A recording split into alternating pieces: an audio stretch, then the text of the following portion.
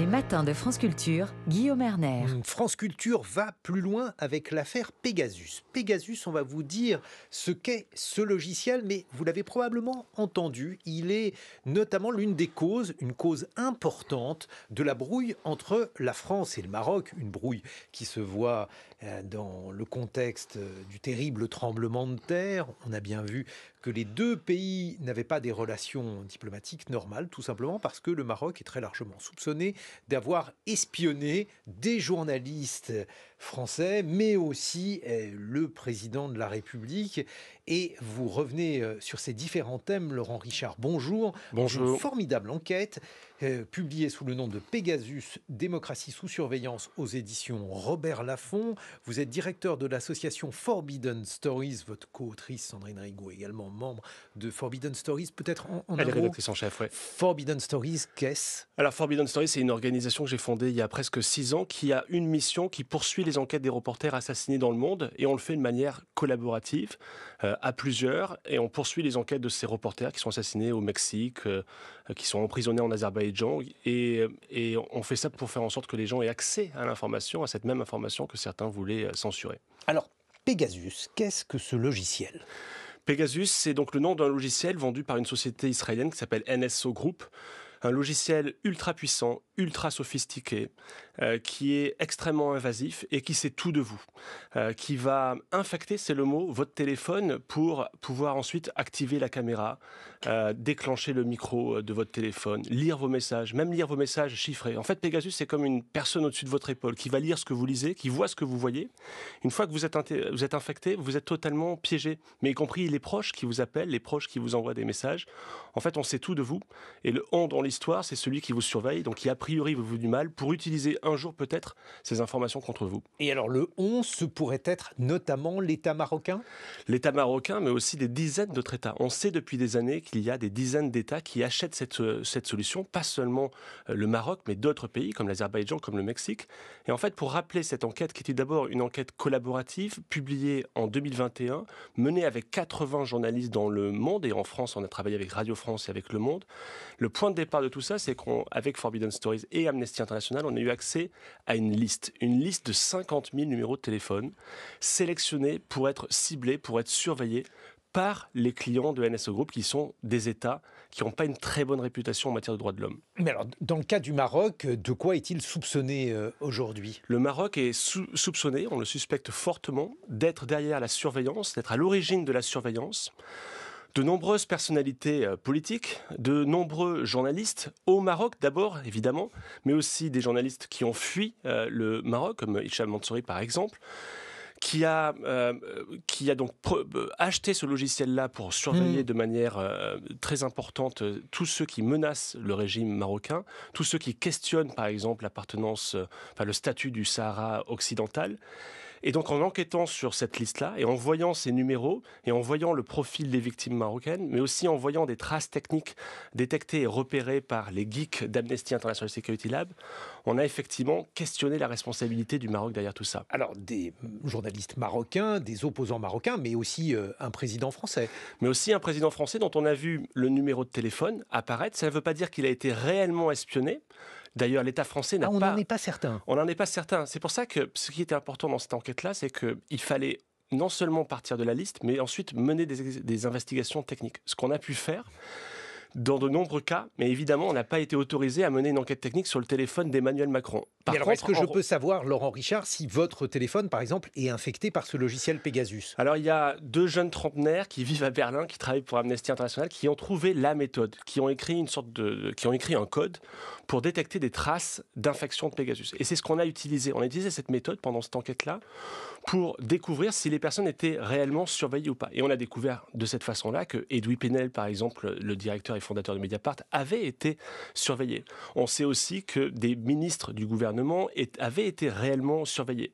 En fait, donc, ce qui était important dans cette enquête, c'est qu'on a apporté les preuves, pas seulement par rapport au Maroc, mais par rapport à d'autres États, comme le Mexique, par exemple. Alors, qu'est-ce qui se passe au Mexique ?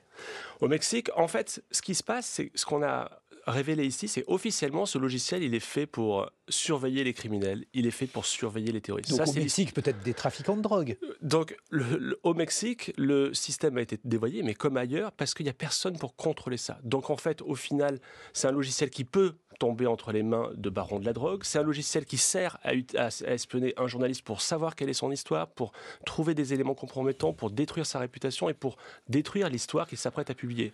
C'est un dictateur au fond de votre poche. C'est ce qui permet à un autocrate d'exporter sa terreur par-delà les frontières. On l'a dit, donc le Mexique, le Maroc, l'Azerbaïdjan, d'autres pays peut-être. C'est si compliqué que cela à faire un logiciel de ce type ? C'est compliqué et c'est très cher, mais il y a beaucoup d'argent à gagner aussi. C'est pour ça que l'industrie de la cybersurveillance est une industrie qui se porte très bien, pour deux raisons. En face, ils ont des dictateurs comme MBS qui ne reculent devant rien, qui sont capables de démembrer... Ben Salman en Arabie Saoudite. Voilà, et qui sont capables de démembrer le journaliste Jamal Khashoggi dans un consulat saoudien en Turquie. Et d'ailleurs, il faut le dire, nous c'est ce qu'on avait aussi révélé avec les 80 journalistes du projet Pegasus, c'est que Hatice, la veuve, la fiancée en fait de Jamal Khashoggi, alors qu'elle attend son mari qui est en train d'être démembré dans l'enceinte du consulat, elle est visée par Pegasus. Pegasus, ça sert à ça sert vraiment à contrôler ceux qui menacent les puissants. Mais alors, dites-moi, Laurent Richard, c'est ce que vous expliquez dans Pegasus, démocratie sous surveillance, le livre que vous publiez chez Robert Laffont. C'est une société israélienne. Peut-être que le gouvernement israélien pourrait faire pression sur cette société pour que celle-ci se débrouille pour que son logiciel ne soit pas entre des mains ou dans des usages coupables. C'est tout le problème et c'est toute la difficulté de ce sujet. C'est une menace pour la démocratie parce que en réalité, personne ne contrôle ça. En réalité, nous, citoyens, on est totalement démunis. Il n'y a rien pour nous protéger. Vous n'allez pas porter plainte contre un SO qui est basé en Israël et qui a une proximité terrible avec le gouvernement israélien.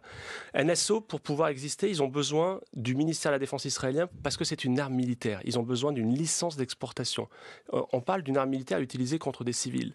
Donc, les marchands de téléphone peuvent améliorer la sécurité, mais c'est très difficile de faire face à des entreprises qui emploient du personnel qui a travaillé dans les unités militaires de cybersurveillance et qui, oui, aujourd'hui, dans le privé, vendent ces logiciels-là pour des dizaines de millions à des dictateurs qui sont prêts à tout pour surveiller ce qui les dérange. Mais alors, la morale, ou la raison en tout cas, qui pourrait se conclure ou qui découle de votre livre, Laurent Richard, c'est que finalement, dès lors que vous avez un téléphone portable, journaliste, politique, que sais-je, vous êtes susceptible d'être espionné. Et d'ailleurs, vos interlocuteurs vous l'ont fait faire dans ce livre. À chaque fois qu'ils veulent vous parler, ils vous demandent d'éteindre votre téléphone portable et de le mettre dans la pièce d'à côté. Nous, on a passé notre temps à mettre le portable dans le frigo pendant cette enquête-là, parce qu'on savait que c'était très délicat d'enquêter sur ceux qui surveillent précisément.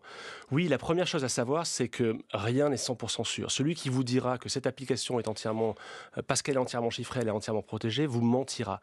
On l'a révélé dans cette enquête-là, même ceux qui utilisent l'application Signal, une fois que vous êtes infecté par Pegasus, Pegasus prend le contrôle de tout, y compris des messageries chiffrées. Donc la première chose à savoir, c'est ça. Donc il faut aussi se adapter nos vies quotidiennes en sachant cela quand on est journaliste, quand on est militant des droits de l'homme, quand on est un responsable politique.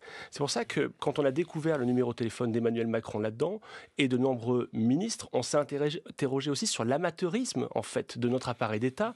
Pourquoi Emmanuel Macron continuait d'utiliser un téléphone et une messagerie alors même que des sociétés militaires comme Thales, des sociétés de défense fournissent du matériel chiffré pour ça. Mais oui, parce qu'il y a aussi la possibilité pour les responsables politiques, les responsables tout court, que sais-je, d'avoir des téléphones qui sont censés être sécurisés. Qu'en est-il, Laurent Richard ?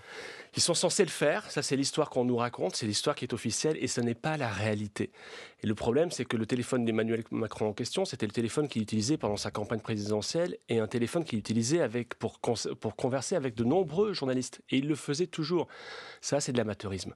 De la même façon, les ministres d'État, les ministres tout court ne peuvent pas utiliser ça parce qu'en face, il y a un travail d'espionnage qui est intense, où il y a des ingénieurs qui travaillent pour aller percer les secrets de votre téléphone. Ce qui est terrible quand on vous lit, Laurent Richard, quand on lit Pegasus, démocratie sous surveillance, c'est qu'on se dit finalement que nous sommes entrés dans une nouvelle ère de l'espionnage où ces outils dont nous ne pouvons pas nous passer, puisque finalement il suffit d'essayer de se passer de son téléphone portable, d'imaginer devoir l'éteindre à chaque fois et le mettre dans le frigo comme vous l'avez fait, pour se rendre compte que c'est une manœuvre un peu difficile, eh bien, ces objets nous rendent éminemment vulnérables. Qu'est-ce que l'on peut imaginer pour la suite ? On est beaucoup plus exposé que jamais, effectivement, à nos téléphones. Nos téléphones en savent plus sur nos vies que nous-mêmes, finalement. Ils savent tout, et y compris dans nos messages, dans nos vidéos, dans nos photos. Ce qu'il faut en tirer comme conclusion, c'est effectivement une extrême prudence. C'est aussi, je pense, l'urgence de tout ça, c'est la prise de conscience. La prise de conscience par l'opinion publique, par nous tous, du danger pour la démocratie, de ce que c'est que d'être victime de la cybersurveillance. Ce sont des vies brisées. Une fois que vous savez que vous êtes surveillé par un État qui vous veut du mal a priori, votre vie est brisée parce que vous savez qu'un jour, des informations sur vous pourront sortir et c'est ainsi que ça se fait. Et les recours sont assez faibles. Alors, la dernière actualité en date, c'est un procès en Espagne dont vous allez nous rappeler les éléments qui débouchent sur pas grand-chose. Non, il n'y a pas... En fait, ce qui est important aussi de rappeler, c'est que ce n'est pas forcément les dictatures qui utilisent ce Pegasus. Il y a aussi un grand nombre de pays dans l'Union européenne qui ont acheté ce logiciel-là. Alors, a priori, on pourrait penser que... Alors là, en Espagne, c'était pour espionner 4 ministres du gouvernement espagnol dans un contexte de combat contre les indépendantistes. De totale surveillance de ceux qui voulaient l'indépendance. Et donc oui, il y a eu même la chef des services de renseignement qui a admis que Pegasus avait été utilisé, que cette surveillance avait eu lieu. Juste à l'échelle un tout petit peu européenne, une commission d'enquête parlementaire a été diligentée, créée, de nombreuses auditions ont eu lieu.